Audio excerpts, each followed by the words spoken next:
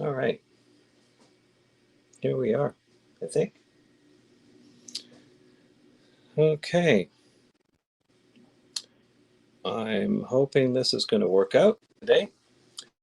I'm, oh, don't know what that was. Because I'm trying something different using a phone and my iPad and my computer all at the same time, and I have it all hooked up a different way. So if there's anyone out there who can see this, comment.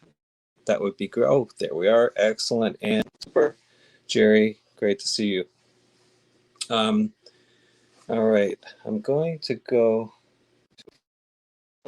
on this one here. There we go. All right. Hi, welcome. Thanks for checking in on this.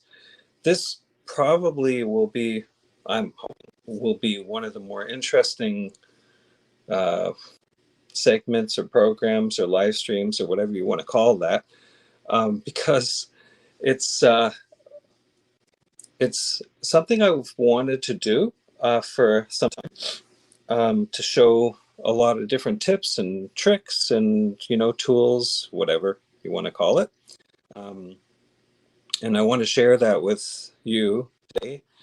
I'm going to do my best to get through as many as I can, but there may be some left over because I like to talk, really want to try and get into some of them. Let's see what happens. Um, Rita, great to see you. And sounds a bit crispy. It's a little different this time, so maybe it sounds a bit odd until I work that out. The sound's actually going through my iPhone this time instead of my normal mic. So, uh, great to see you, Andrew, Petra. Great to see you too. Thank you, all of you, for showing up here today. This is really nice. Um, working as an illustrator for a number of years, I learned there were a few ways to do things faster. Faster doesn't make it better, it just makes it faster. So even if you're doing it faster, you want to kind of take your time and try and do the best you can to make a good job of it. But there are techniques that certainly make things easier. Like how do you paint a straight line, for example? How do you do that consistently? What are the tools you use? And also, when you're drawing, how do you know your drawing is right? How do you know your values are right? There are lots of different things that you can do to just make the whole process that much easier. And I think Stefan, my friend Stefan, may have said one to me one time, the world is a better place because of lazy people, because people how to figure out how to do these things more efficiently so that they don't have to work as hard.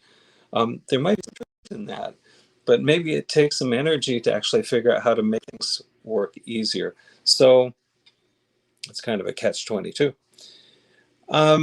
Nice to see you, Sheila.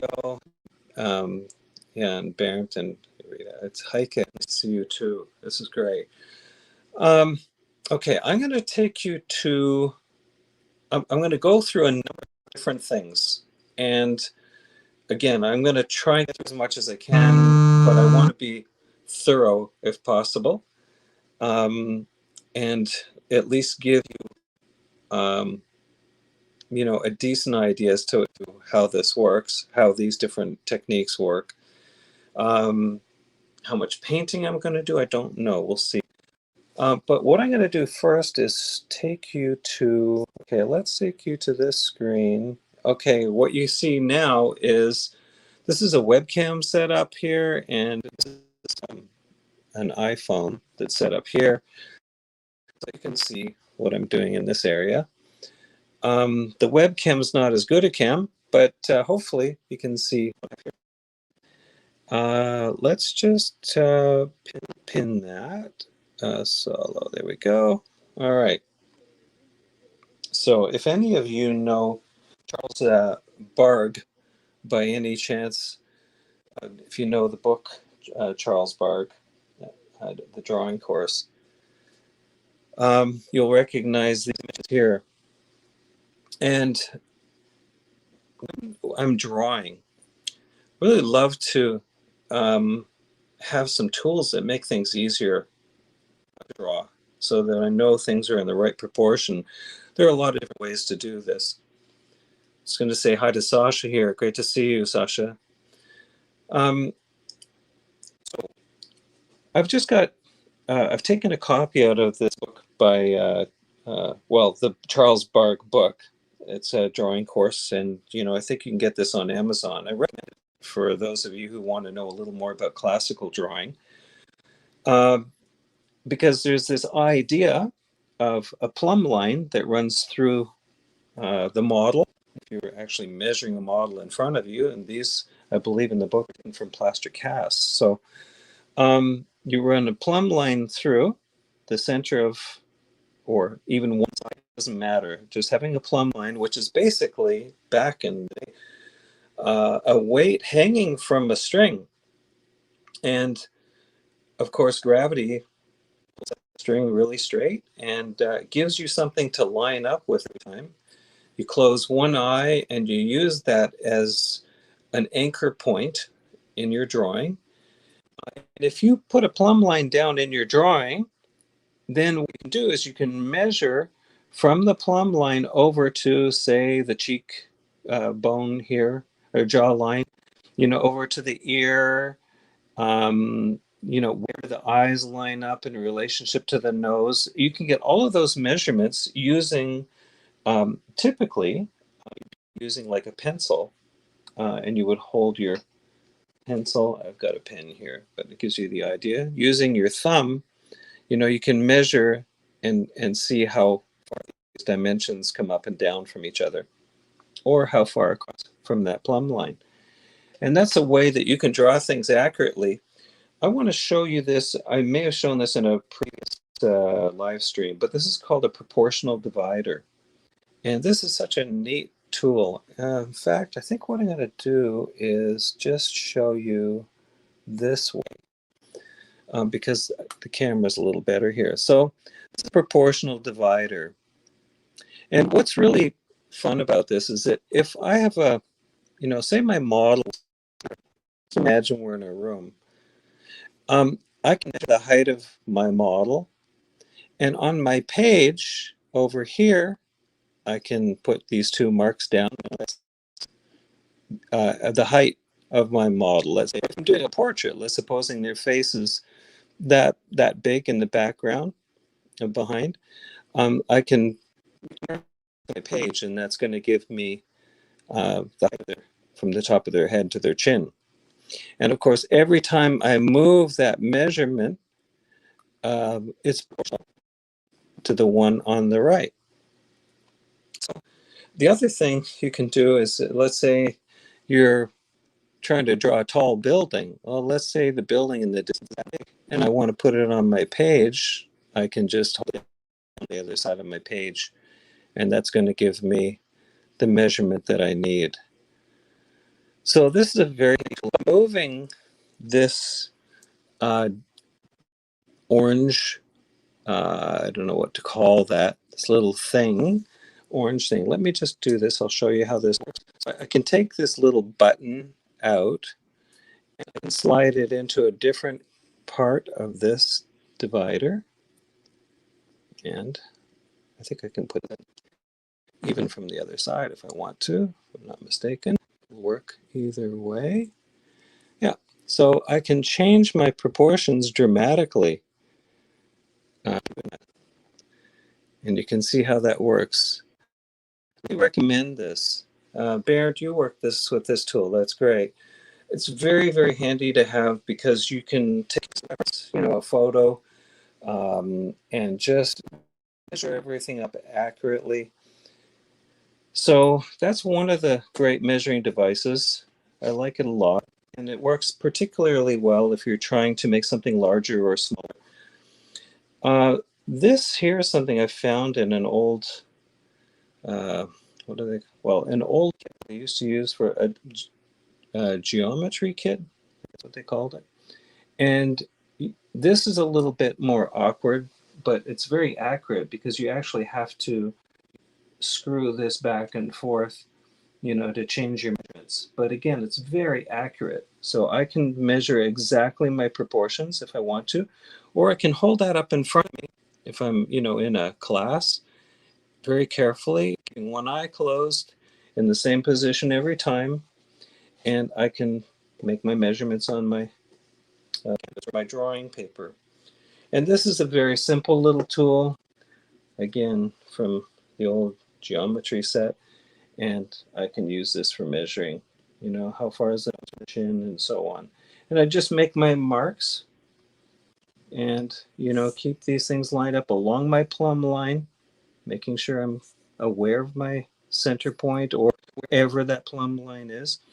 When I was painting in the cafes, I used to sit myself down at a table, and I would actually sit with my board underneath the thing that I want to paint. So I'd be sitting at a table, of course, and the scene that I want to paint is above my little board, my gesso board.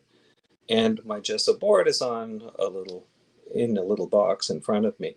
And I could take my measurement right from the same spot every time. Again, keeping one eye closed. You have to do that because otherwise your pencil keeps moving back and forth because of the way you see things. Because when we are looking at something, we triangulate. That's what we do. You can hold a pencil in front of you, by the way. Just hold it still, close one eye, then the other eye, and watch that pencil move back and forth when you're looking at something in the distance. It's very strange. So I would move that measurement down to my little, and I would make the marks. I'd know exactly of, say, a window or, the drapery or maybe a chandelier, a lustre. And I would know exactly where that had to go on my little board that I was painting on. I would use my brush to make those measurements, make a little mark, and then I would know what the proportions were. Got me there quite quickly. And then at that point, it's just, painting in the right colors and getting the right values and just all that other stuff that we have to do to make a painting work. So these are terrific tools. I highly recommend that you get something like this. If you have issues or you have struggled with drawing, these are excellent tools. A long time ago, and you can read up on Vermeer. Vermeer essentially projected. If you haven't seen the film, oh dear, I can't remember the guy's name. There's a whole film on how he reverse engineered one of Vermeer's paintings and figured out how he used a combination of mirrors and projecting an image. But you can use a projector if you want to. I don't think it's cheating. It doesn't help you to learn how to draw better, but it certainly helps you to get your pictures right. And Tim's Vermeer, that's the name of that docu-film. So if you ever have a chance to watch that, I would recommend that you see that. It's very interesting. So projecting, I don't have any problems with that. As I say, it doesn't teach you how to draw. It just gives you your proportions. If you learn how to drawing class and practice your drawing, learn how to do things, get your proportions working, and it builds your confidence. And then when you do something, then you can put a line into it that feels confident. Okay. So those are the first things I wanted to show you. I think if you're really, again, with your drawing, this is a great way to kind of capture the image that's in front of you and make sense of it. It's a great thing to do because that's more expressive. But this way is a very accurate way. And if you happen to get the book the drawing course by um, In fact, I'll show you what that looks like. So it's in Jean-Léon Jerome. So I'll show you that there. Gerald M. Ecker, drawing course, Charles Bard. Very interesting book. There's a lot of, and it's one to follow if you again want to get some accurate drawing going. Okay, there are over today. The next thing I want to do is get into some paint techniques, and I'm going to do my two that I use on a regular basis. Let me just switch something up here, and we'll put this in place.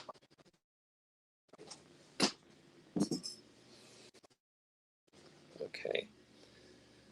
Now, I notice that my camera has moved a little bit. I'm almost going to touch it, because as soon as I do that, everything's going to be a little strange. There we go. Just move this here. Reminds me. Studio clamps. You can get this at any hardware store. These are just fabulous. And you can fasten your if you need to, or on a board upright. I think they're just great things to have around the studio to keep things flat. Everything doesn't go flying. I'm going to paint here. Okay, so I put this and I want to show you a number of different tools that I like to use. Straight edges or palette knives, which I think are fabulous to have. In fact, I do. I'm going to take the paint away for 1 second and just bring something.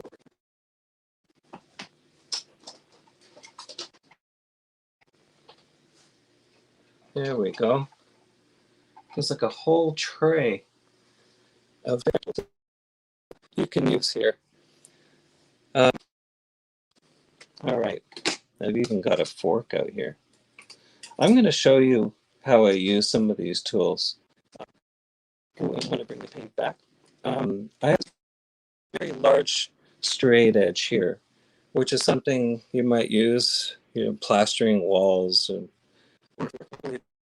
paintings. Putty knife is what we would call it.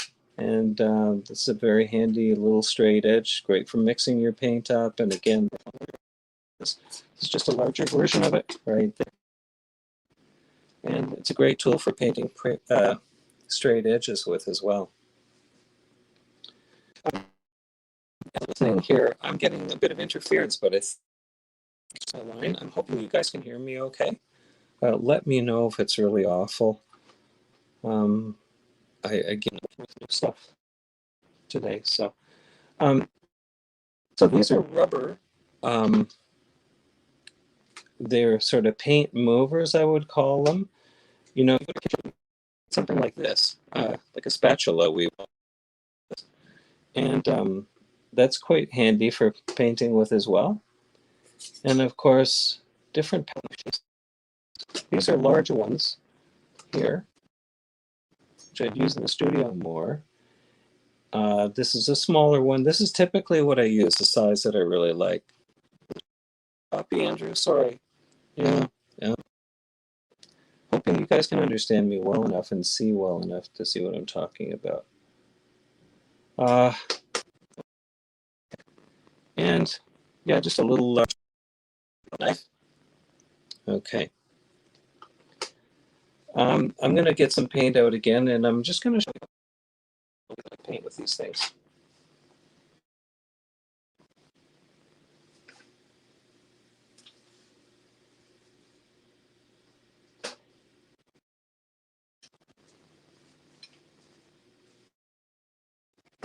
Okay. Here we go. I'll just bring this paint back here.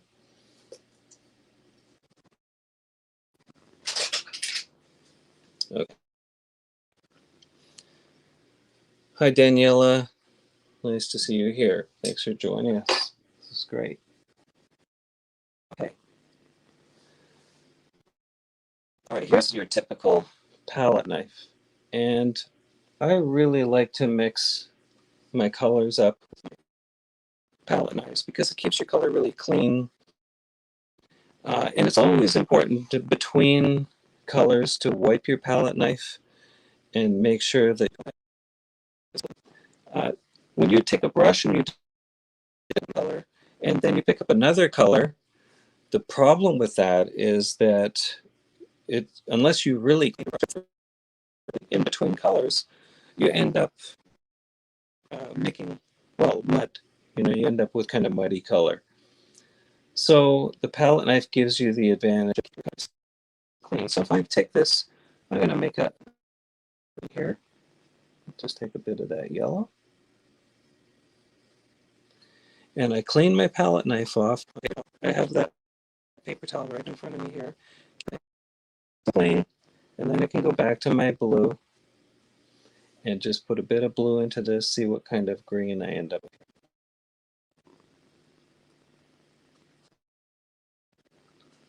Now, I'm sure most of you know how to use a palette knife. So anything that's rocket science here yet. Probably won't be showing you any rocket science today, but some practical tips. So one of the things a lot of artists struggle with is to, okay, I see my sound is causing trouble here. I'll try something else, which is really not great. Okay, let me just see that there. That makes a difference. Okay. So sorry. I hope, or maybe not. I'm getting it fuzzy too. You're going to lose me for a second. Hopefully not forever. Here, let's just try something else.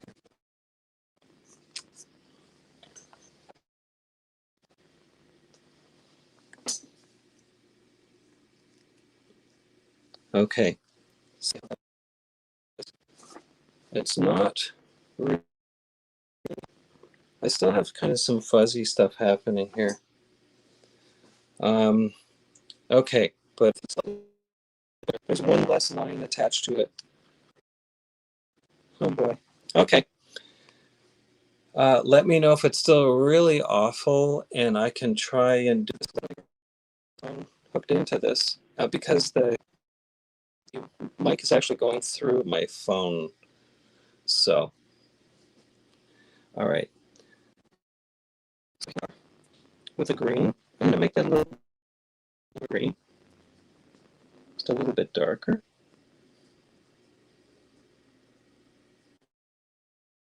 And again, you can really mix a lot of paint if you want this way, which I like. 2 piles of paint, or you can, because hopefully you're going to use it, make it work. Okay, Shirley, sometimes you hear me. Oh yeah, oh, it's getting fun and buzzy here. I'm going to try something else. Sorry, guys.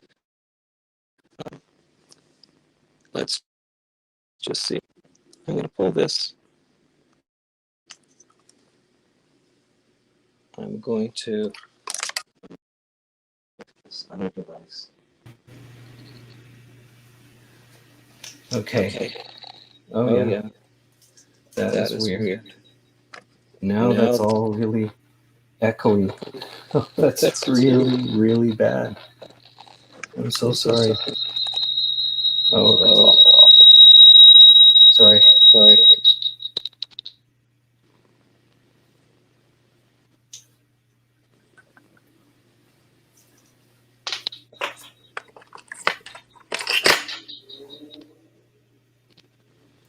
I'm going to mute that again.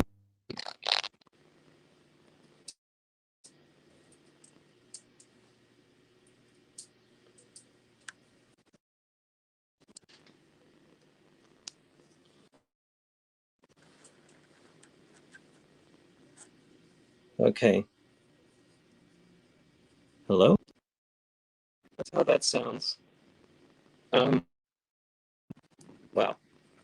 Okay, I've put a different headphone in altogether. I have no idea this is bad. Please let me know.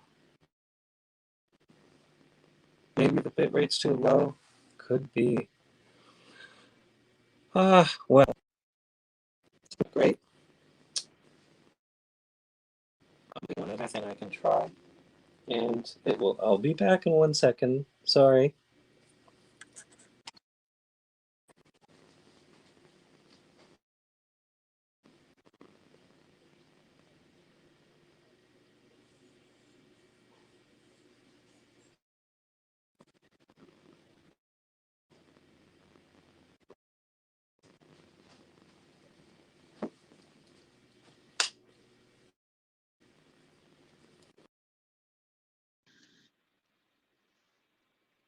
Okay. I'm wondering if this makes any difference now. Okay. Can you still hear me now? Just out of curiosity.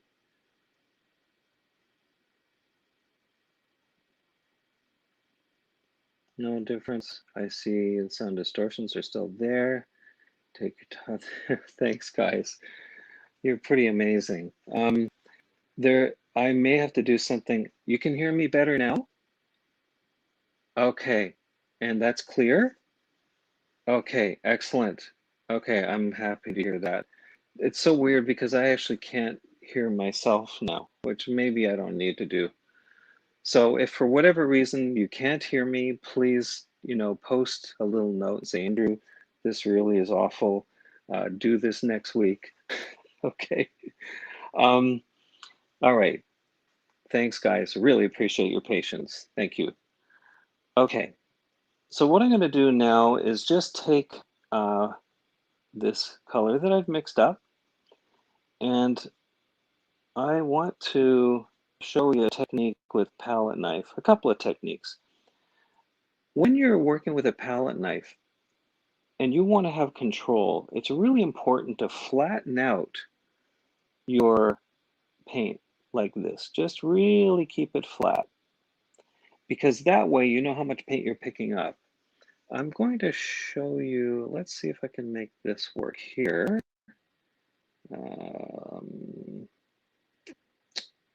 Okay, no, I think I'm going to go back to this. It's just easier for you to see. When I flatten it out like that, I then clean my palette knife off, so it's very clean. And when I pick up paint, I can get a controlled amount of paint. And if you can, I don't know if you can see this. I think what I need to do is this here.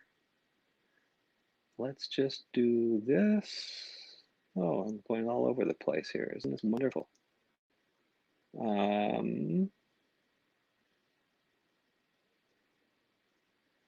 Okay. I'm just going to turn that just a touch.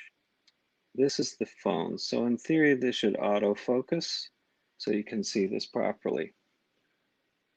I'm just going to turn the light a little better too. There we go. So if you look at this palette knife, you can see I've picked up a very controlled amount of paint. And that way, I can create nice clean lines. It's when you go into your palette knife and you pick up paint over the whole palette knife, that's a bit of an issue. But you can see I've got a very small amount right there. So I'm going to go back to, well, you know what? I'll just do this in front of you right here. So I'm just going to put this down on an edge. So I put it down on an edge, and as I draw along with it, I turn it down so that it leaves a line. So I'm just going to drop that in, and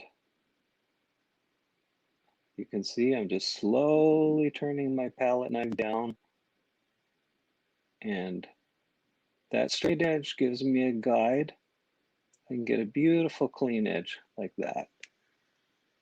And I just love that we're able to do that with this device. I mean, it's great. Once you've got a straight edge, I can pick up more paint like this, just put it up against that edge, and I'll just slide it up against the edge, pull down, like so. I'll just grab a little more paint. Because now I have a nice clean edge.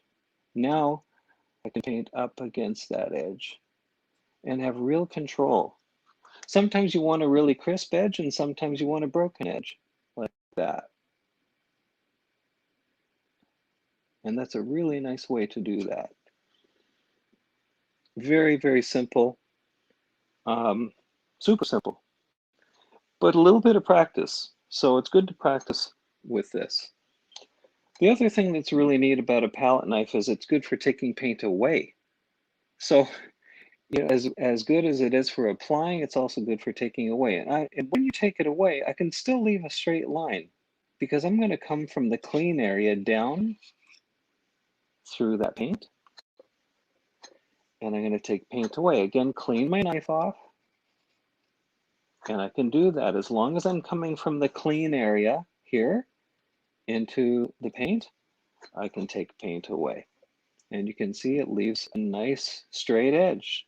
So if I want to lighten an area, for example, with acrylic, by the way, this is very handy because acrylic dries so quickly. With oil, it takes longer to dry. But if you want to create an effect like this, where you've got a straight edge, you see a little bit of the canvas through, it's a little bit transparent. This is a nice technique for doing that. I could create a straight edge down here, and I could also scrape the paint back into it. Well, let's do it. I'm just going to do that. Use the opposite side of the knife this time. I'm just going to get my straight edge going this way.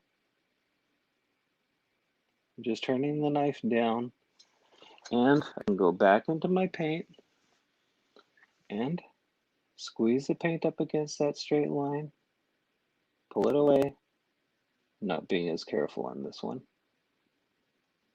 Okay, I'm just pulling it away, filling this area. Sometimes, you know, when you're painting the side of a building or you've got some trees or something like that, you need nice crisp edges. Maybe it's a horizon line, you know, in the water, something along that line. You just want to have those clean lines working. And now I can go back again with a clean knife from the clean area, scrape back into it, and take away the paint where I want to. So you can get some nice transparent effects this way. You can see I had a little bit of paint on my palette knife that left that mark. So you always have to make sure you really clean your knife off properly when you're doing this.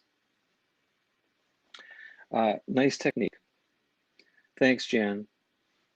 Okay, I want to show you another technique with a palette knife.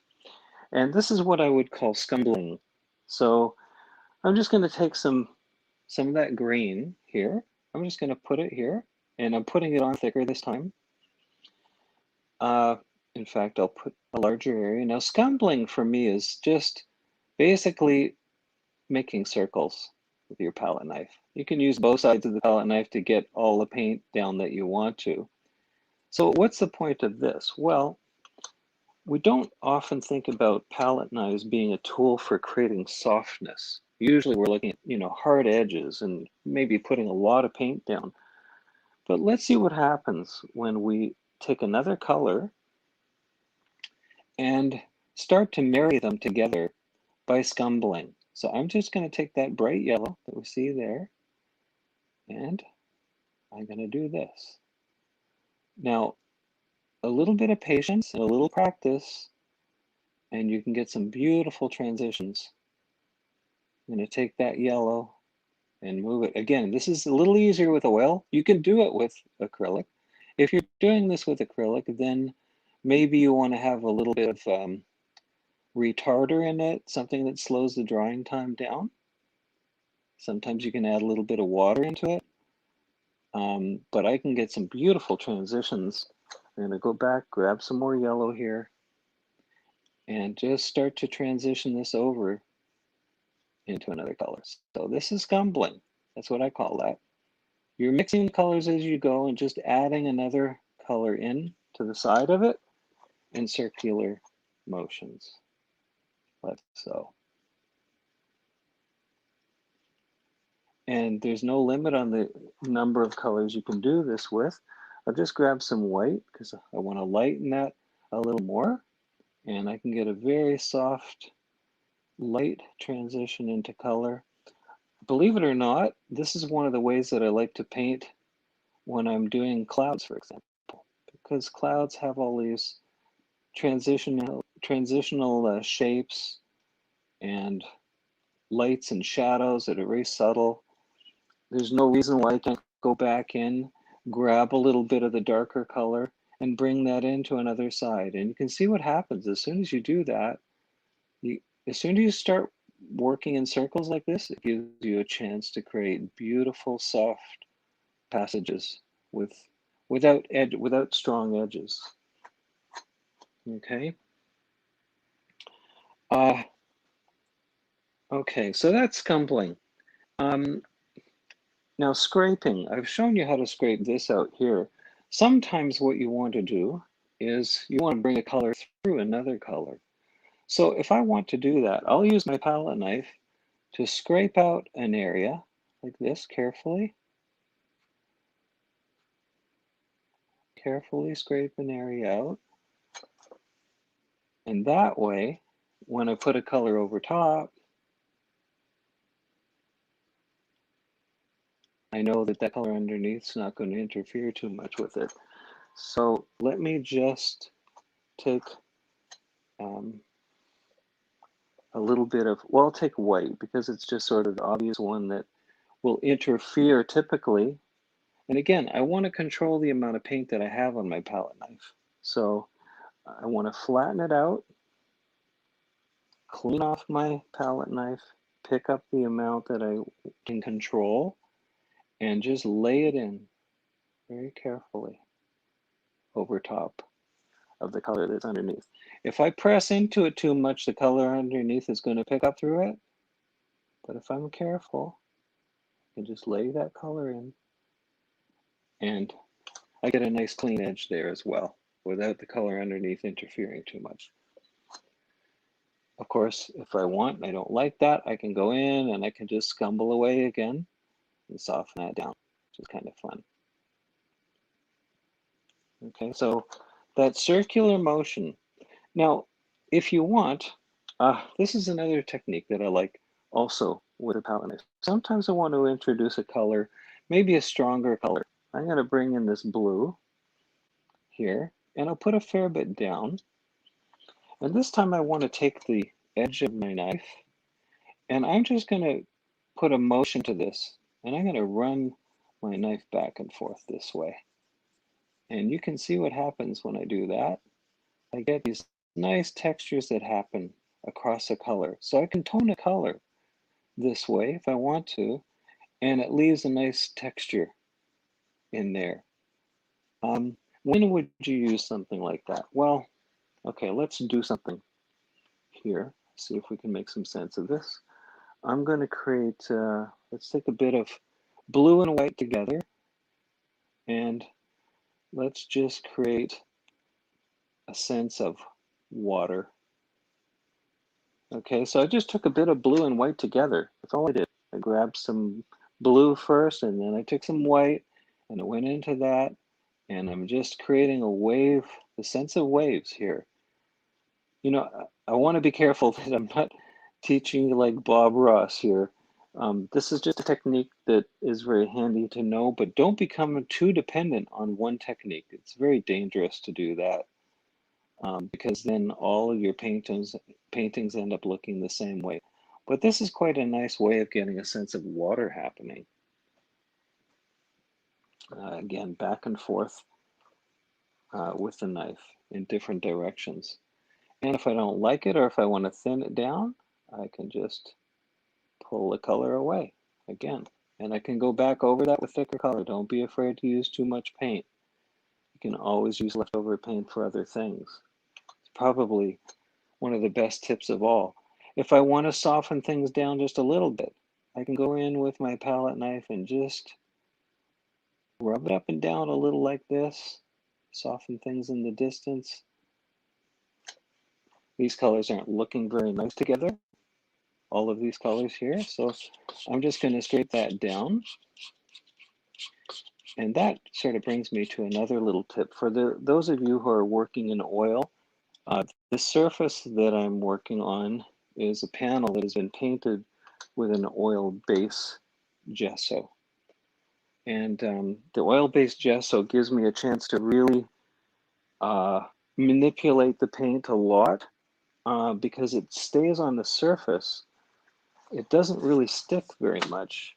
So I find with the acrylic gesso that unfortunately it sort of, well, it dries a little faster, it permeates it more somehow or other.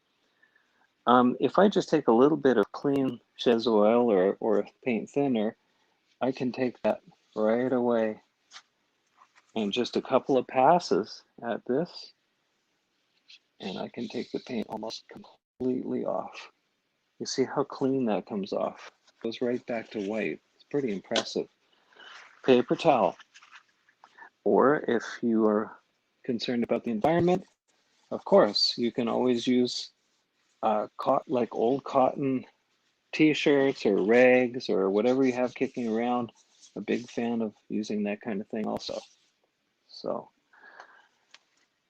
all right. Now, when it comes to palette knives, this is kind of like the monster of all palette knives that I have here. If you really want to put a lot of paint down, you're working on a large canvas, just, upsize your palette knife. There's nothing wrong with that.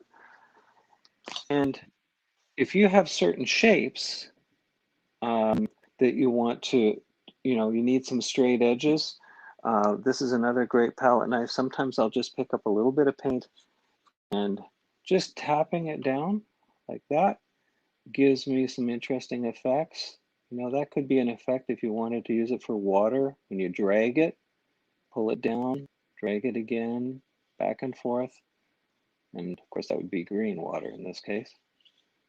But you can see what happens when you use different palette knives. Exercise your palette knife work. We'll go to a gym and exercise our muscles. Well, we should exercise our ability with a palette knife as well. All right. This is another tool that I've sort of been using a little bit more recently. And this is basically like a giant brush, but this is rubber, it's flexible. And you can see how flexible that is. And sometimes I'll just dip that into some Chez oil, just so that it's got a bit of moisture to it. And I can drag the paint across the surface this way. And that leaves a very nice, clean, transparent look to the paint as well. Just clean that off. I clean it off. I can do that horizontally, vertically, any direction really. So I can go in here and just bring that color down this way. And I love this effect. You can see it kind of leaves these little marks. The rubber in this thing has, it kind of has these little ridges that happen when you dip it into the Chez oil.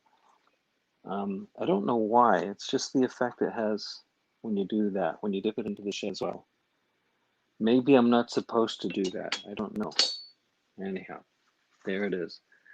Okay, I wanted to show you this other little technique. I'll use a little bigger palette knife. So this is a little larger palette knife here. I'm going to pick up, well, I'll just do this. I'm going to pick up 1, 2,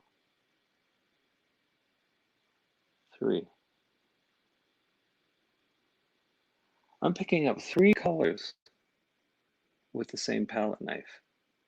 And if you want to know what that looks like, this is kind of an interesting technique because you can put 3 colors down simultaneously. I put white in here, which doesn't really make a lot of sense because of course you can't see the white. Anyhow, here we go. You can put more than 1 color down. I should have picked up some green in the middle. That would have been better. But if you have some, piles of paint and you want to put more than one color down at the same time with one stroke? Well, you can do that with a palette knife. Why not? And of course, if you want to clean an edge up, if I put my paint out, put it out nice and flat, get some control over it, I can go back in and I can just push the color up against that edge and put some nice clean color against it, like so. Gives me a nice straight edge that way. So those things are great to practice. Okay, I was going to show you a couple of other ways to get straight edges. This is a tip that I really like. I mentioned this really big palette knife before. I'm going to grab some paint with a brush here, and I want to create a straight edge. I'm going to use my palette knife, but I'll use this a little different way. So I'm just going to pick up a little bit of medium. I'm going to grab some blue, because I think that'll show better. And I want to create a straight edge. Now, what I can do is I'll grab this one here. Any straight edge will work, by the way. So I'm just going to use this putty knife here. I put it on the surface, and then I just run my brush along the edge of it. And you can see what happens. I get really great straight edges this way, and it doesn't take any time. It's actually easier than a palette knife in some ways. Again, you want to make sure that your palette knife is clean after you do this each time. When I say clean, at least on the other edge, so that when you put it down, it doesn't interfere with the paint that's already there. Okay, so do that, lift it off, and you can see I get some really nice straight edges that way. And this is a super way. If you're painting like a building or, you know, something that has straight edges outside, again, a horizon line, anything like that, this is a great way to get some nice clean edges. All right. Okay. So that kind of covers the palette knife thing. Oh, there's one other thing I did want to show you. I had to make a list today before I started this so that I have an idea of what I want to show you. So the palette knife, we did a scraping out this way. That's fine, and you know, that's okay. But sometimes you want to have some detail. You know, maybe you're painting a clothesline, or maybe you're painting some tree branches or something. Well, you can use the end of your palette knife to get some very sharp, crisp edges. And again, this works really well if you have an oil primer underneath. The acrylic will work as well, but for some reason, again, you can really pick up some nice clean edges when you do that. And if I want to thicken, say it's a tree and I want to thicken some branches, I can just go in and thicken up some branches this way, wherever I want to. So I can even go into those areas that I've, you know, scraped out a little bit and create some highlights. You can just pull more paint away with the edge of the tip of your palette knife, and that'll give you some nice clean straight edges that way. It's more dramatic when you have some darker color with a lighter color underneath. In fact, well, this is white, so that works well. But you could have any color underneath, really, and you know, maybe you want to show some of like a warm color coming in from behind. If I had a yellow already primed up here, these would all appear yellow as soon as I scrape the color that's on top away. Okay. Okay, palette knife. That's pretty good for palette knife, I think. I want to show you some brush techniques now. Let's see what I can do here. First, I think I should show you a variety of different brushes that I use, because I think if you see them, then it'll help make sense, and maybe there are a couple of these you want to pick up and try for yourself. Okay, I'm going to do this. I just want to come back to you guys. I just want to make sure you can hear me okay and that everything's all right since I've changed my sound system. And I want to make sure that that it's clean and clear for you. You can let me know in a comment if you have a moment. I'm going to grab my brushes. I've got everything set up in another part of the room here, so I'll just grab what I can here.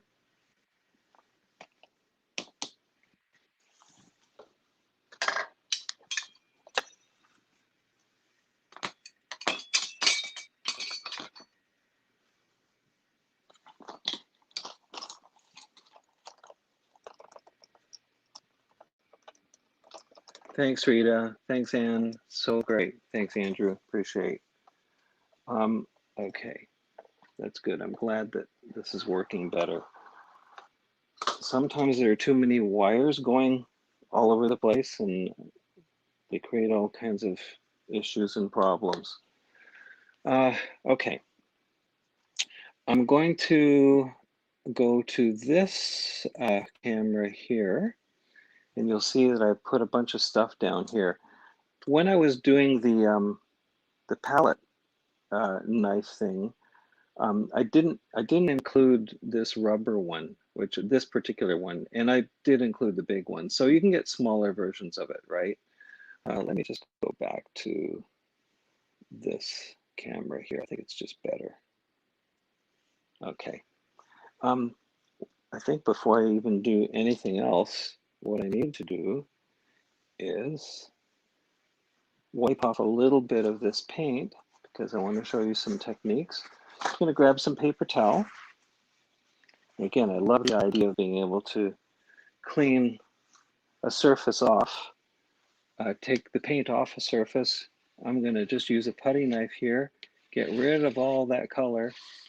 If you were watching the last live stream that I did, I actually wiped everything off the canvas. For the most part, there was just a little bit of color left, and I painted the musician all over again because I just really didn't like where it was going. And this is exactly how I did it. I just got rid of it this way. Just went in with some clean paper towel and got rid of it that way. Sometimes, by the way, that makes a nice surface to paint into, which is, oh, great. I can show you this right now too. This is a nice time to go in with this rubber device here, and you can, create some lovely effects this way. I like when it runs down like that. I'm just kind of pushing things around. This is a fun way to create some abstracts if you want to. If you're into that, you can bring a little bit of color into it and, create all kinds of fun abstract things. Sometimes I think the abstract stuff that I do is better than the figurative stuff. It's funny because often I'll paint over an abstract that I've done just with leftover paint, and I prefer the abstract when I'm done, thinking I shouldn't have destroyed that, but there it is. That's how it goes. I think for me, the challenge to paint something that looks realistic has always been more interesting. Doesn't mean it's better. It's just something that I've appreciated in other artists, that's all. And so I like to be able to do it myself. Abstract is not easy. I don't want to give that impression either. To do a good abstract is a really tough thing to do. Those who do it well, I have great admiration for. Okay. So I'm just cleaning that up so that when I show you these brushes, you'll be able to see them better. Because I want to show you those with this background here. This is interesting. When I put the gesso in, there was just a little area right here that had a little bit of indentation in it. So that's something you can think about. Why not texture your gesso? The rest of this is quite smooth. But when you're putting your gesso down, you can certainly texture it. It's a nice technique, a great way of getting something happening in way of pattern in the background, so that when you put flat paint down, it isn't boring. It's not just a flat color that has no excitement in it. If you have a large area to cover, then why not have some texture to start with?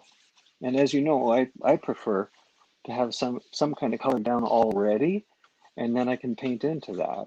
But even at the gesso stage, you can add some texture into it with a brush or a palette knife or whatever. Okay. So I want to show you some of the brushes that I like to work with. This is one of my favorites, I have to say. You can see it's cut on an angle, and as soon as I dip that into a bit of medium, I can get some really beautiful lines and some good control out of this. So if I want a very fine line, for example, and I'll just do this so that you can see how I'm holding this.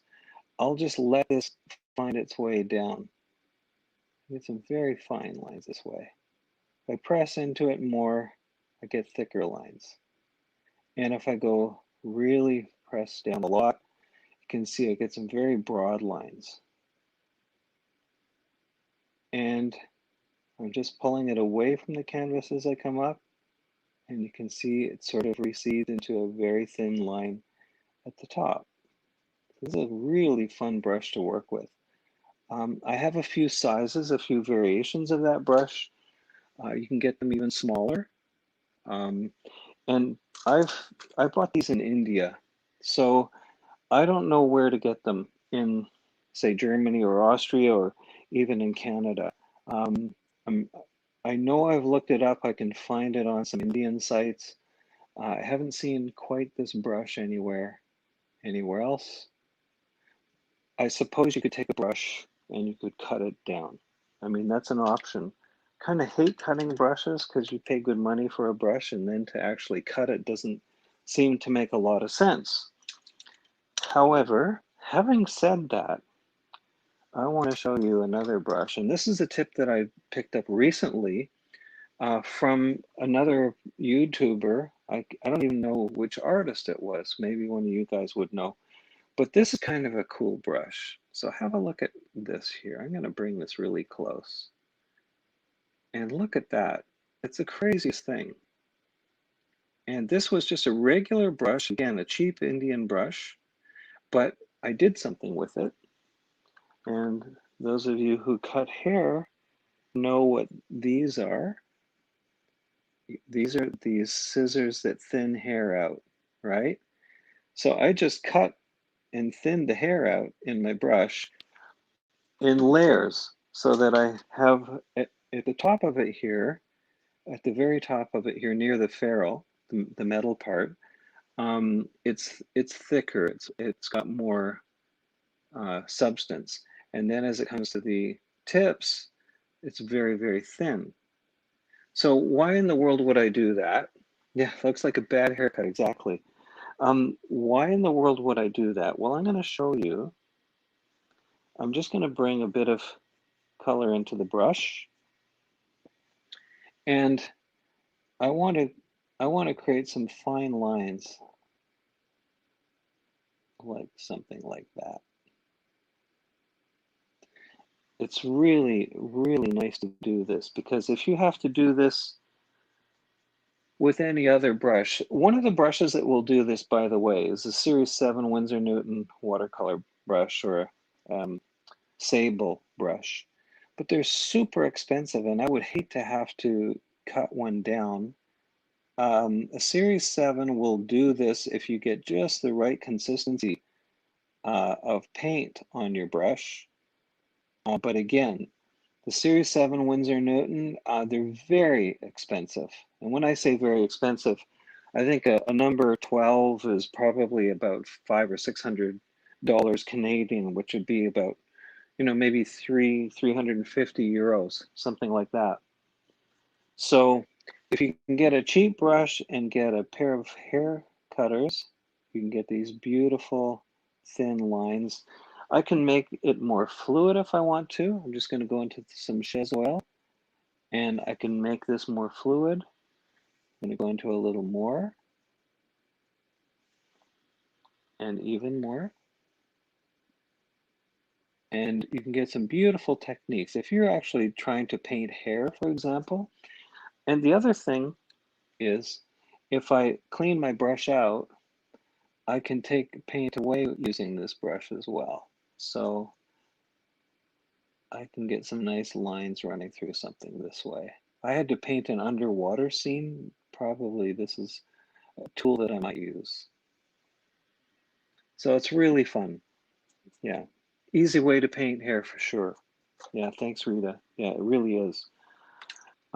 It's hard to, and also waves, by the way. If you wanted to create, a sense of waves, and all the lines need to be going the same direction, well, that's a nice way to get something feathery working in water, for example. You could use it that way as well. Okay, so those two brushes I really like a lot. They're just really fun. This is a crazy brush, the one I'm going to show you now. It's a Princeton brush, and they call it a polytip bristle, um, which I think just means that there's maybe some acrylic in the tip. I really don't know for sure why they call it that. It's an Egbert, Egbert, and it's a Catalyst series by Princeton. Wasn't super expensive. This is a number 6. But what I like about it is, look at the size of this brush. Look how long the brush is here. It's really unbelievable. And what's neat about it is it holds a ton of paint. So when I go into this, when I go into a color, I'm just going to grab some blue because it's easier to see. So I'm just going to start here, and I'm just going to go like this, and I'm going to go like this. And I'm still painting with the same brush, the same amount of paint. It holds a ton of paint and get nice control. There's some nice, clean, simple lines.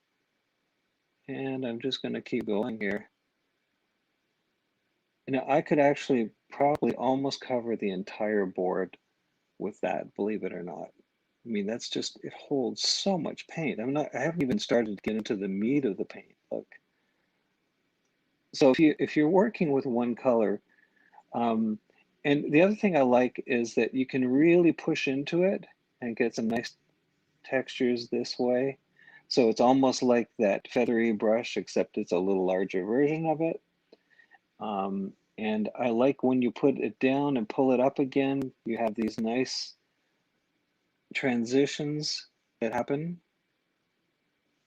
So this is a really fun brush to use. And again, this is a new addition to what I work with typically. If I want to create some textures like this sort of thing, it's easy to do that. Of course, now having done all of that, I have to clean that all away again. Shouldn't take me long. I'm just going to do this. This will go easier. By the way, this is just like an old, house paintbrush here. That's another way that I like to paint. So I just like to get a big old paintbrush out like this and cover a large area.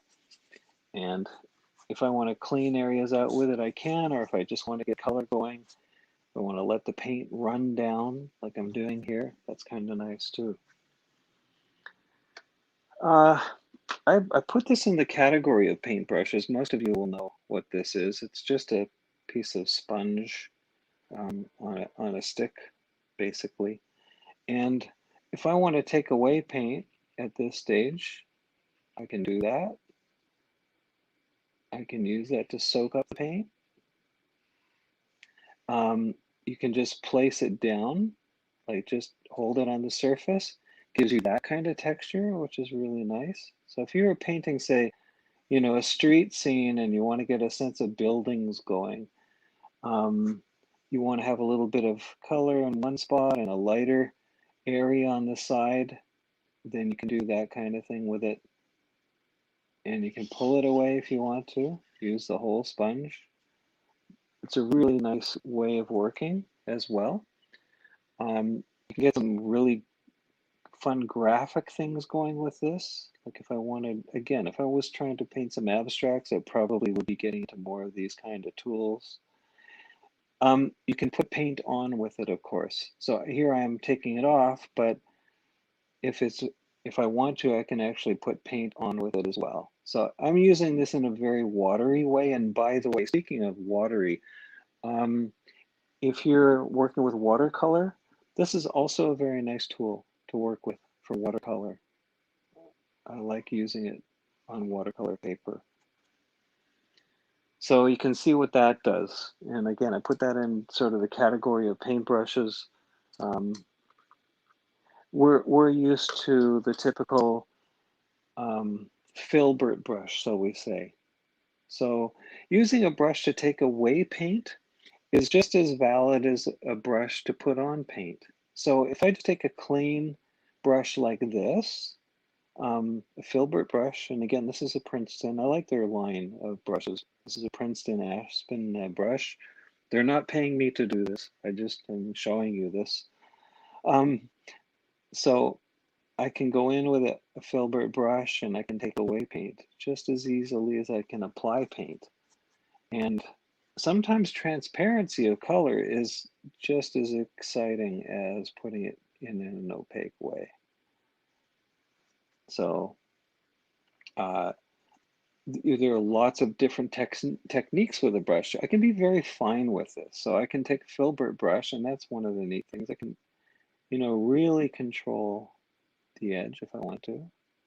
Just let it float down, press into it to get more paint, to take more paint away. I can use the side of a filbert like this, if it's a larger one, to take more paint away this way. And I say, I can do that, you can do this. I keep saying, I do this, but you can do this also. You can also use this to scrub. Sometimes you want to get some nice techniques that, where you've got some nice texture going up against something. I don't know, maybe it's a Japanese mountain scene. I have no idea what this is, but you can give this a go.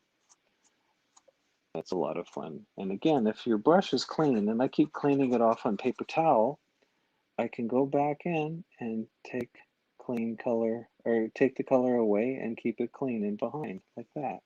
So you can end up with texture with some clean lines that run through it that way as well. Okay, so that's your filbert brush. The other one that I like is one that I picked up in Vienna when we were there. So at Bosner in Vienna, this is called a snow white acrylic, and it's just an acrylic brush. Basically, when I say acrylic, you can use it with oil or acrylic or whatever you want, but it's an acrylic base polyester brush. And again, you can take paint away. It's a flat brush. And I do like painting with this because you can get some really nice smooth passages like this. It softens things off very, very nicely. There's a general rule, and that is if you have a soft brush, it leaves soft marks. If you have a stiff brush, it leaves more obvious marks. So if you are working with a traditional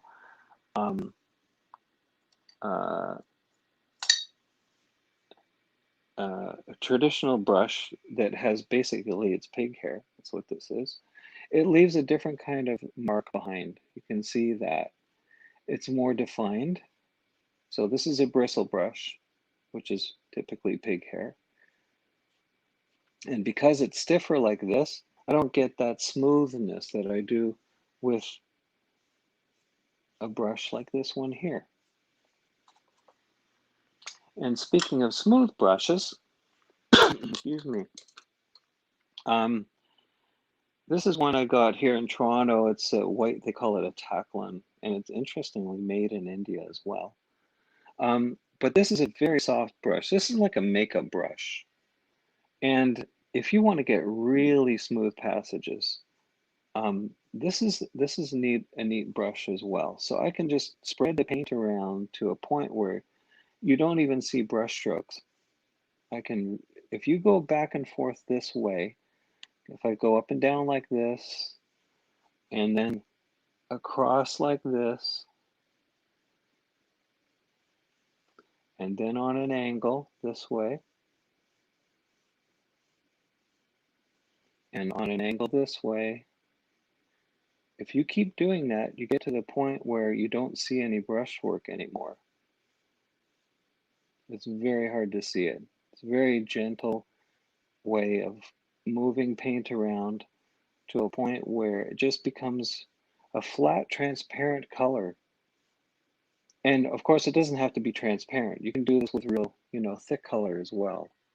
But that's just really a nice brush to work with. The softer the brush, the more control you have over the brush as far as brushwork is concerned. Saying that, I can still go into that and pull paint away. It's a nice effect. You look at that, you can see what that does. Pushes the paint out to the end. If I was trying to do Bob Ross flowers, maybe they would look something like that. I don't know. Didn't see him paint flowers too often. You can see you can get a lot of drama going with that. Just pushing against the brush this way, in the opposite direction to putting it down or pushing it away. And you get those sort of dramatic explosion looking things. A lot of fun. Okay, and I do want to show you this brush here. This is a big old brush. I think I got this in Vienna as well, if I'm not mistaken. Anyhow, I've had this a little while and I've worn it down quite a bit. But for covering large areas, this is a bristle. And so when I go into this, you can see I'm going to spend the whole evening cleaning my brushes at this rate. It's okay, I don't mind. But I just realized this brush, it holds a ton of paint, also takes off a ton of paint. And I like working with it because it's sort of a soft bristle, if you will, and you can create some beautiful shapes with this thing, just turning your arm or your wrist. And for applying paint, it's fun. It takes forever to clean this brush out. If you're using a lot of paint, it takes a long time to clean this brush out. But you can see those nice effects you get with it. So when it comes to brushes, there's really no end. Like Stefan, I don't know how many hundreds of brushes. I've lost count. I've got bags full of brushes, ones that I've tried. Every time I go into an art store anywhere in the world, no matter where that is, I feel like I have to pick up a brush or two. It's a bit of an addiction. Okay. Okay, I wanted to show you, so washes and impasto. So one of the things that's kind of fun, when we talk about washes, this would be kind of like a wash. When we talk about impasto, we're talking about putting a lot more paint down. And so the difference between a wash and impasto with oil, and most of you know these things, but I'm just going to show you this because there are a lot of people who have never really done this before. Impasto means you're just putting heavier textures down.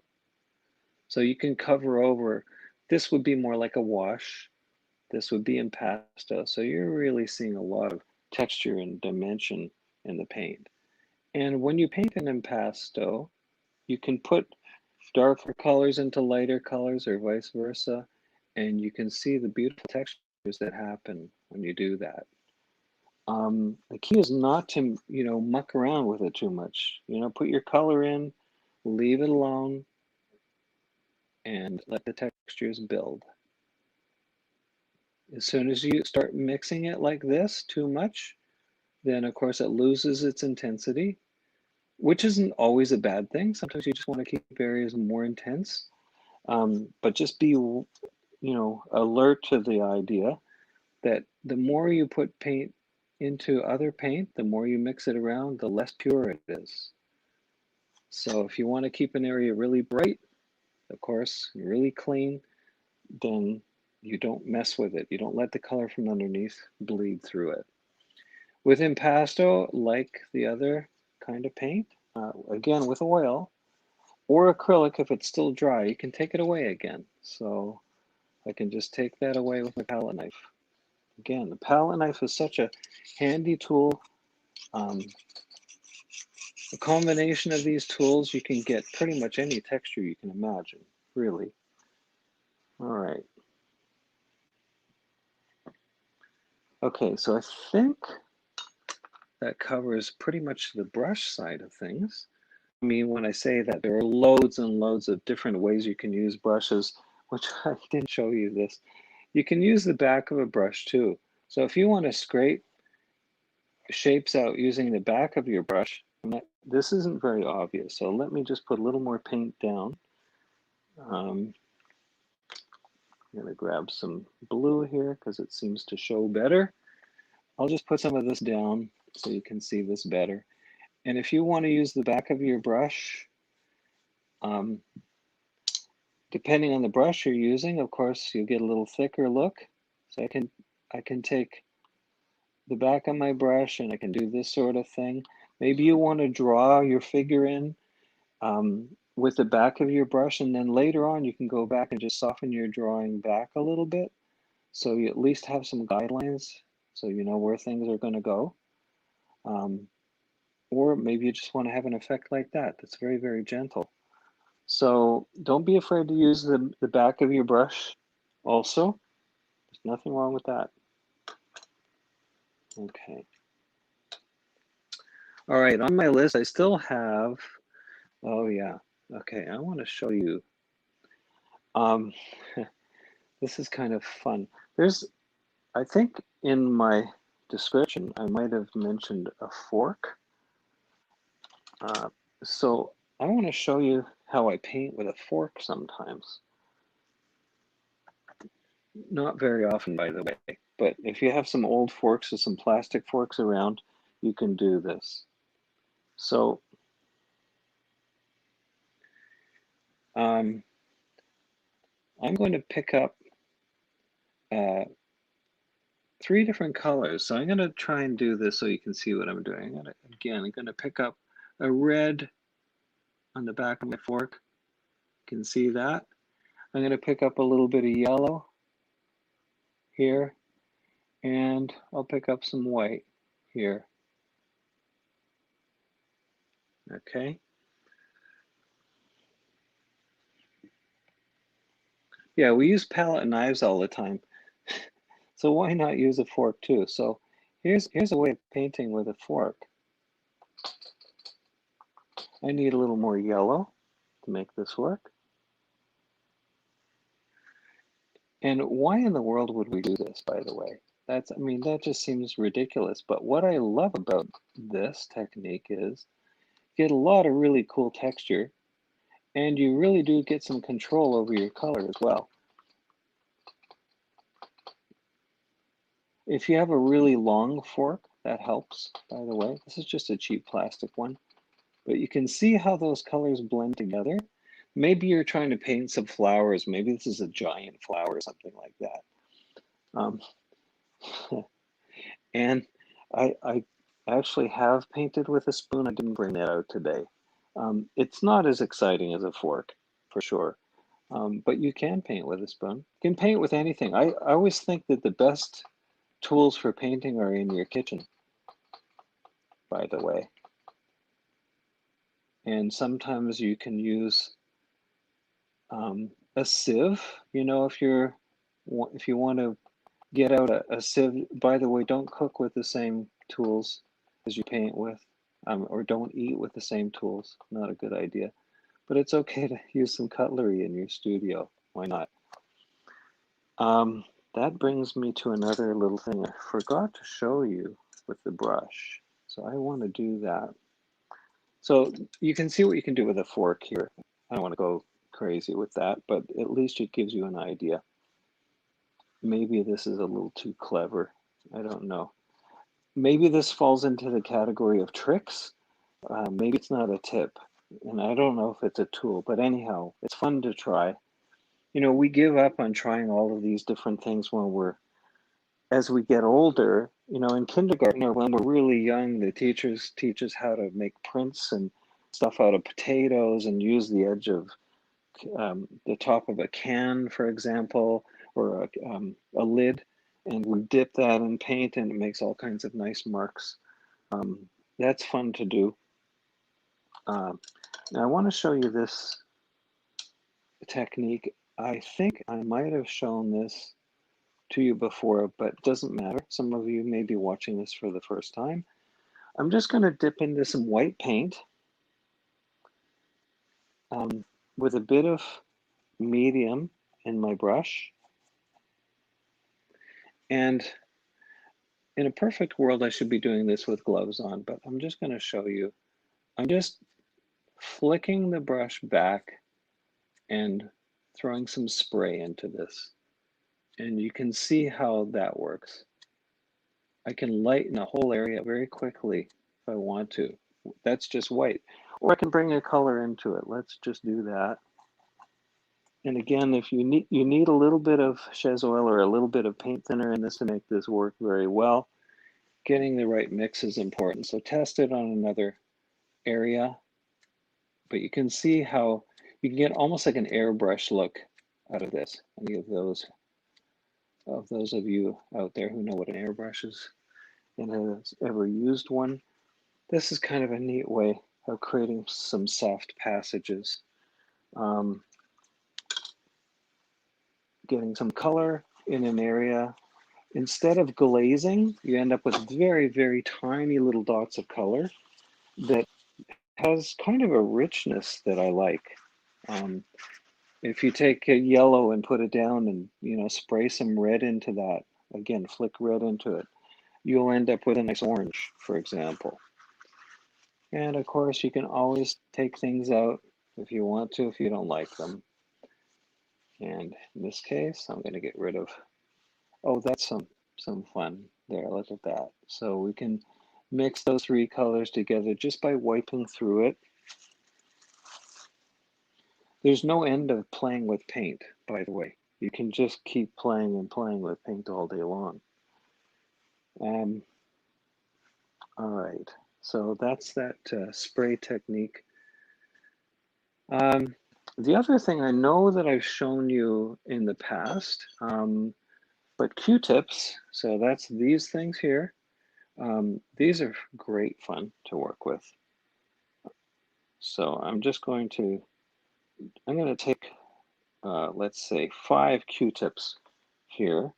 And I want to create some textures. If I want to, I can use these things to take paint away. So let's do it that way. I've just dipped that into chaise oil, and I just want to, create some nice textures. And as you turn the Q-tip over, I'm just turning it over in my hand. I can get all kinds of different marks. Let's just do this. Sometimes you want to create sort of random marks, but there's a relationship in those random marks. Maybe it's flowers in a field. I have no idea what this is. But you can just take Q-tips, move them around, and it gives you really a quick texture that would take you a long time with one brush. There's no reason why you just have to use one tool all the time. It's just really not necessary to use one tool all the time. So get all your different brushes out and play with them, and your Q-tips and your spoons and your knives and forks and whatever you need to create textures. Like, that's all good. There's nothing wrong with that.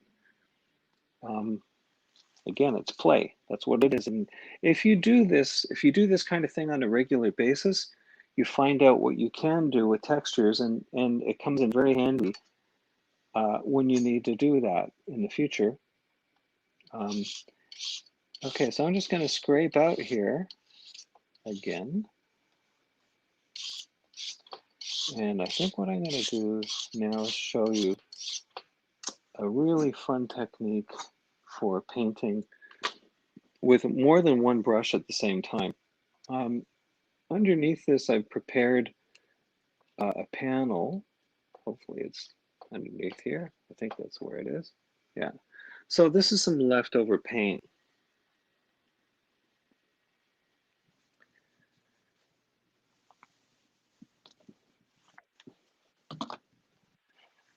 I hate throwing paint away, as any of you know who have been watching my streams before. I usually like to take my leftover paint and apply it to you know, an old board or canvas or something. So I have something to paint into.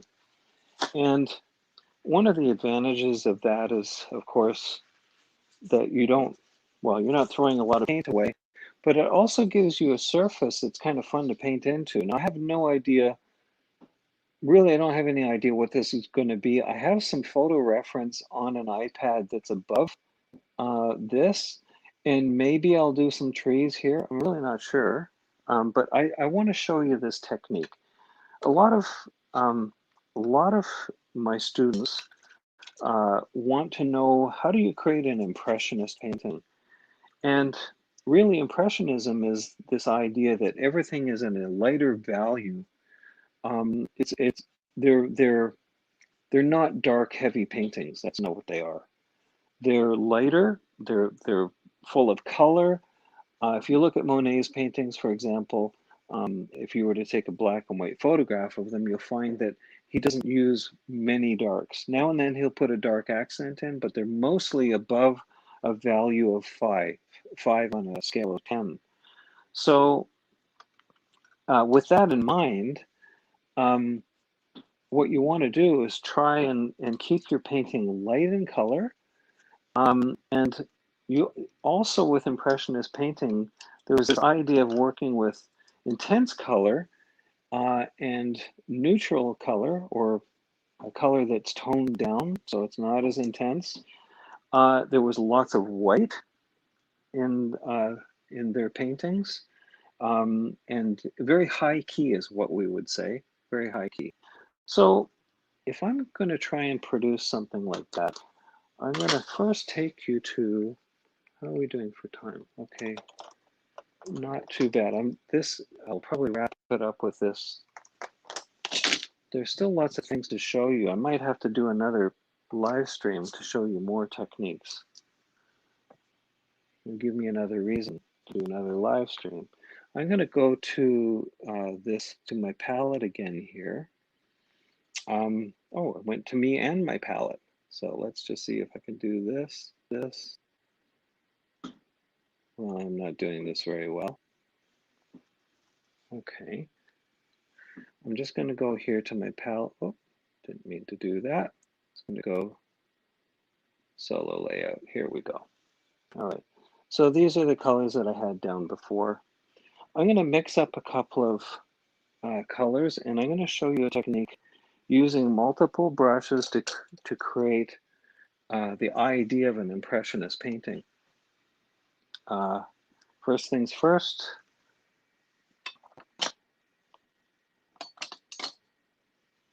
I need a decent palette knife so I can mix my colors up. And I think I'm going to mix my color on this material here. I've got my gray. I want to keep my colors lighter than this gray. That's the idea. So anything darker than this doesn't work as well for an impressionist painting. That's one of the things to be thinking about. I want to get some greens going. Got a little bit of red in that green. And I want to keep it light. So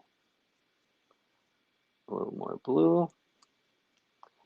And when I squint at the color, I don't want it to be darker than this gray. That's the idea. I don't want it to be darker than the gray. So I'm just going to lighten it with white. The yellow, of course, is lighter already, but I want to get a green going. So that's what I'm going to do here. I'm just going to clamp this down so it doesn't run away. All right, there we go. And when I look at this now, it's almost the same value. When I squint at it, it's almost exactly the same value as the gray. So everything that I paint, I want to keep lighter or no darker than that gray.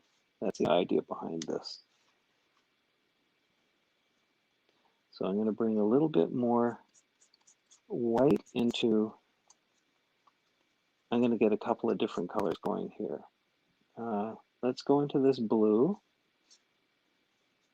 And when you're doing something like this, you can, of course, pre-mix your colors, because then you know what you're going to put on your canvas, right? You know what you're going to put on your board. Pre-mixed color is sort of, well, a guaranteed color, right? You're not spending all your time mixing and trying to match everything as you go. If you pre-mix your colors ahead of time, you can create a sense of color harmony and get that working, which means that one color is sort of dominant or running through a painting. I'm just going to take that color there. I'm just going to move it over here. It's a nice clean color over there. That's out of the way. And I'm going to move that other yellow that I've got here. I just want to clean it up a bit. I don't want it to be too mixed up. I'll mix it up later. I'm going to take that yellow color there. And then I'm going to go for an even lighter variation, maybe on the blue. Let's do that. You must probably wonder what in the world I'm doing right now, but hopefully this will make sense.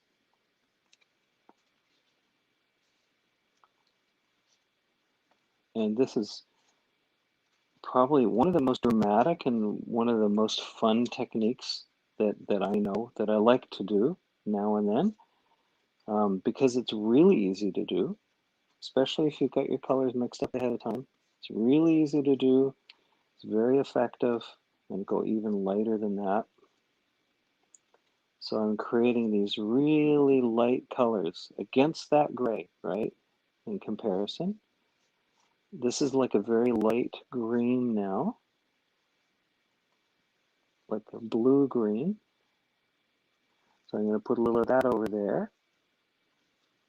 I'm going to sneak a little of that white away. I can use that white and just take a little more of that color over there.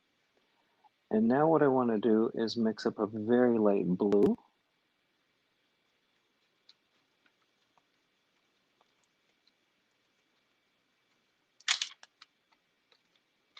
Wait, my palette. That's why these clamps come in handy. I can hold that palette down a little better this way. Sometimes in the studio I like to use a piece of glass, but this gray paper is fine. It's easier for cleaning, that's for sure. Okay, so I've got a light blue going now. I'll just put that in there. So I've got a couple of very nice colors that are working against that. Now the other color I want to do is I'm going to take the red that I have here, and this Old Holland CAD red, and you need so little of that to get a beautiful color out of it. A little bit of that red goes a long, long way.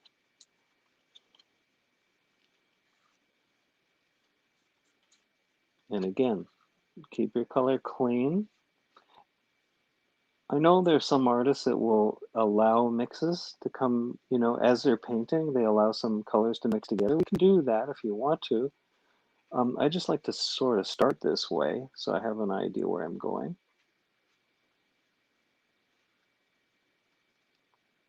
Now, I'm going to take all of these colors together. And as soon as you bring all the colors together, you end up with sort of a gray. You know, it's, you've got a bit of yellow, got a bit of red, got a bit of blue, and that gives you color that's grayed down. Bring a little more blue into that. If it's leaning towards too much one color or another, it's no longer a gray. It's heading towards a primary. So this gives you a beautiful gray, which will harmonize with these colors over here. I'm going to get a little bit more of that going.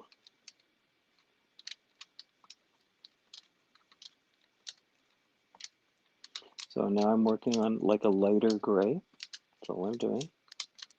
Okay.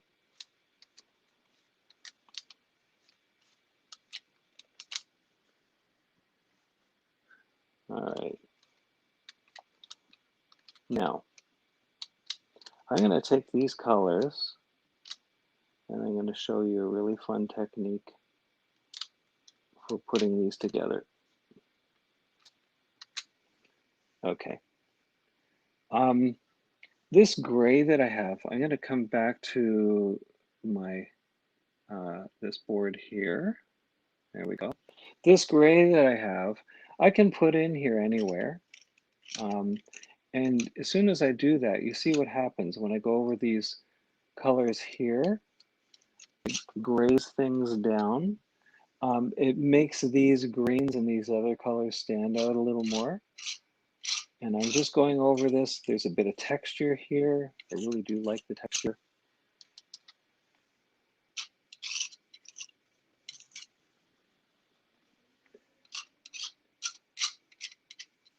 I like this gray too that's against this. Kind of nice.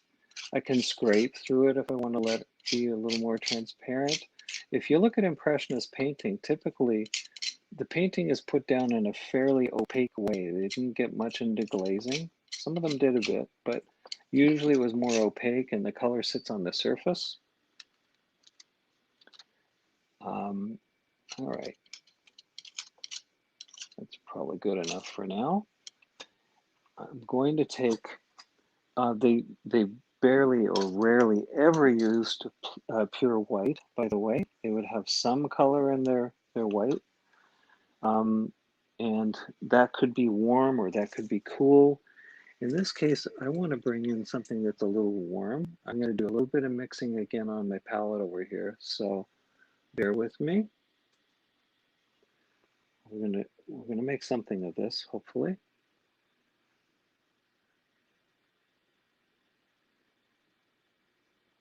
Okay. So I'm going to mix up a batch of white with just a little bit of cadmium yellow in it so that it's not pure white, but it will be my lightest color.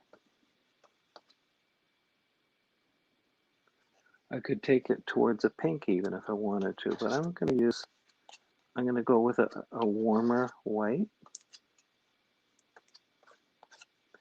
And again, because it will be my lightest color, I just want to see how light that is against the colors that I have down here already. Okay, there we go. That just gives me an idea as to how light that color might be. All right. One last thing. I need to create a violet. I know I'm doing a lot of pre-mixing here and you can't see me doing this. So let me just bring you back to this. I'm just mixing up a violet right now. And that violet you can see is, if I put it there, is a little bit darker than that gray. So I actually want to keep it lighter, or at least not any darker than that gray. Again, if I'm trying to create a sense of an Impressionist painting. See, there it looks quite dark because it's against the white, but against the gray, it looks almost the same value. So that's good enough for now. All right. Now what I'm going to do after all that mixing is show you this technique, which is really fun. I'm going to take not one, not two, but three different brushes. And they're all going to be different brushes. So if you're looking at this, these are smaller brushes. And I'm going to go with something that's maybe a little bit bigger. Not a lot bigger, a little bigger. So I'm going to use these three brushes. And I'm going to paint with them at the same time.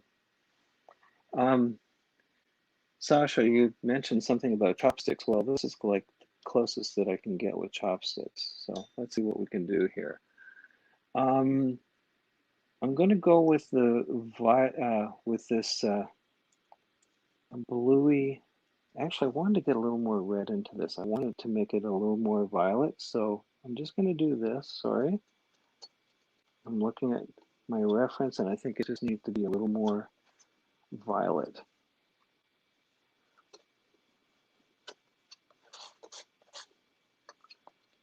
There we go. That's kind of like it.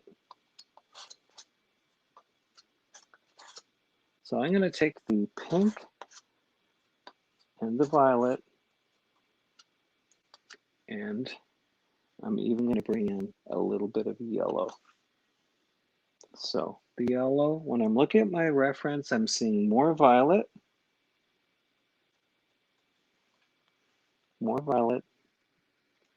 a little less pink,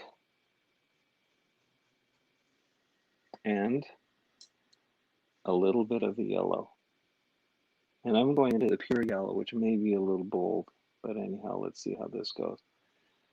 All right. Now I'll take you to the main canvas here again. I've got 3 different brushes, and you can see they're all 3 different colors going here at the same time. And this is really fun because what I'm going to do now is imagine that you are drumming. Like imagine you're just tapping and hitting a drum. So that's what I'm going to do. And let's see how this works out. You can hold the brushes fairly close to the end of the brush like this, like right at the end. You don't have to hold it up close. And I'm just going to start tapping away. And I'm changing the direction of my hands. And I'm also turning the brushes a little bit in my hand. And this way I'm getting a lot of brush strokes down in a hurry. It's kind of funny, but that's what it is. Okay, and what I don't want to do is mix all my colors together too much. So in order to make this work, I need to clean my brushes off, just wipe them off in paper towel, and I'm going to go back into those same colors again. Pick up a bit of the violet, pick up a little bit of the pink. Now some people might call this a trick, maybe it's a tip, maybe it's a technique. I'm not going to try and name it. You guys can name it. Maybe it's just silly, but it's something that can really work. It's really kind of fun to do this. So here I go again, 3 brushes with fresh color. And I'm just letting the brushes do the work. I'm just tapping it like I would a drum. And because there's color underneath already, that green that's happening, that's also coming through, which is kind of nice. It's leftover paint that's coming through. And you might think, why in the world would I do this? Well, you know, it takes hours and hours to get this effect to work. If you're just doing one tiny little brush stroke at a time. I could use 4 or 5 brushes if I want to, but maybe it's a little going overboard. Okay, so there we've got a texture. It's kind of a pointillism. You're right, Sasha. It really is kind of that way. If I was going to be more precise, I might actually press into the brushes like this so that I'm getting more defined shapes, and that might feel a little more pointillism. But of course, if I had just little round brushes like this one here, if that's all I was using, like 3 of those, then it would definitely be more refined, more defined. Right now I'm just turning the brushes as I go, and the less paint I have, of course, the softer the colors appear and the colors underneath come through. All right. I'm just going to wash those out, clean them out. Need to get that back in focus. Okay, there we go. So autofocus thing is a great idea until it's out of focus. Is it out of focus or autofocus? All right. Now I'm going to go into some of the other colors that I have, those greens and the pink that I had going, or the blue rather. So I'm going to take blue on the big brush, and I'm going to go with a I think I'm going to go with a let's see, a darker green on the next brush, and I'm going to go with I'm going to go with violet on the small brush this time. Now, just because I tapped with it that time doesn't mean that I can't also draw with it with 3 brushes. So let's just see what this looks like. I want to create an effect here. I've got 3 brushes, 3 different colors this time. And this time I'm just going to draw with these brushes. I'm going to just put them down. And I'm pressing into it a little more. Turning the brush where I want to. And if I hold them closer together, I do get a little more control this way. Let's just do this. If I hold them very close to the tip, I can keep them really close together. They want to separate. These brushes are designed to separate from each other, by the way. That's so that they don't interfere with each other's colors. And you can see how that works. Maybe a little less dramatic, but anyhow, there it is. Okay, at this stage, just because we can, I'm going to grab another brush altogether. I'm going to go into the violet that I have. And I want to bring in some darker shades. And I'm just letting the texture right now of this background come through.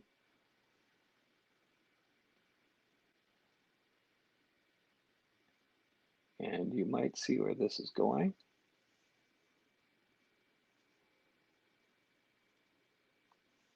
And maybe not.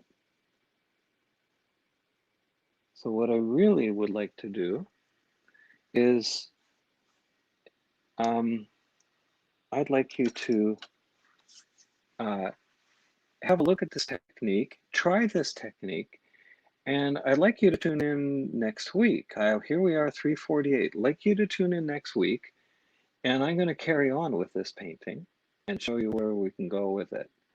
I think it might be fun for you to see this. I wanted to try and create an impressionist painting using some of the techniques that we've learned today.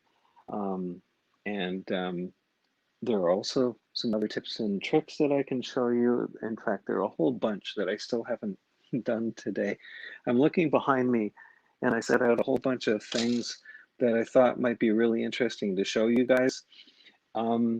They're really fun things to show you. So between next week and maybe the following weeks, I'd like to show you some more tips and tricks and so on. I don't want to keep this going. I just want to, thank you for showing up today. I hope that you learned a couple of things that might be helpful for you. If they are, great. And if it's just nonsense to you, well, you don't have to do it. I really love playing with all these different tools and just trying different techniques. And if you have one that you'd like to see me feature, or you can send me a text and say, look, I saw someone do this. Do you know how to do it? Some of my students ask me, how do you do water, for example, or how do I get branches to look better? And again, I don't want to teach you like how to paint exactly the same thing all the time. I think it's really important to be able to take your tools, be creative with them, and do what you want to do in order to make your painting look right. Thanks a bunch again. Please pass this link on to anyone you think might be interested. I'm really happy to see more people signing on. Give me a thumbs up if you think it was worth a thumbs up, and a thumbs down if you think it really was awful. So that's okay too. Not everyone can be happy. Again,